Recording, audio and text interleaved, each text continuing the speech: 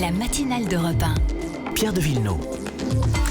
Il est 8h12, coup d'œil à l'international avec Didier François. Pierre. La Grèce a donc un nouveau Premier ministre, le chef de file du Parti conservateur Nouvelle Démocratie, grand vainqueur des élections législatives de ce week-end. Il a donc, Didier, été officiellement investi hier après-midi. Oui, une intronisation en grande pompe pour Kyriakos Mitsotakis qui a voulu marquer dès le départ une forte rupture de style avec son prédécesseur Alexis Tsipras, homme de gauche, athée, qui lui avait refusé de prêter serment sur la Bible lors de sa prise de fonction il y a 4 ans.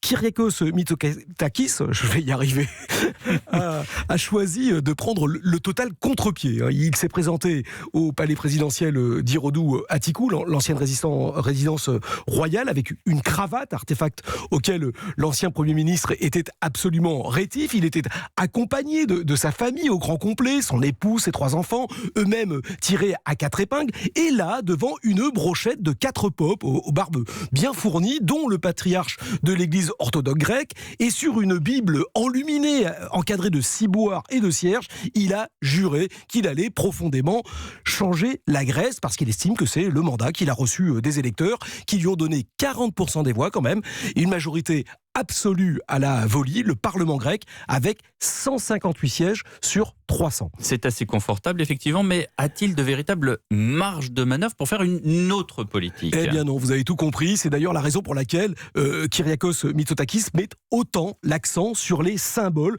parce que dans les faits, après 11 années de crise économique ultra violente et le sauvetage du pays de la faillite en 2008, la politique grecque reste sous un étroit contrôle de la Commission européenne. C'est d'ailleurs la première chose qui lui a été rappelée publiquement depuis Bruxelles, à peine la cérémonie terminée.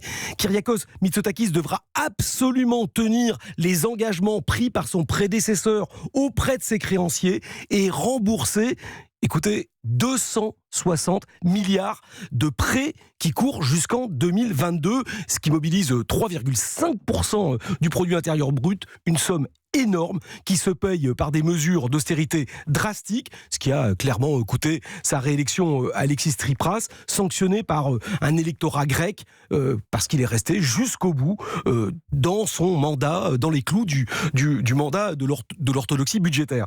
Et cela, eh bien, Kyriakos Mitsotakis en est parfaitement conscient.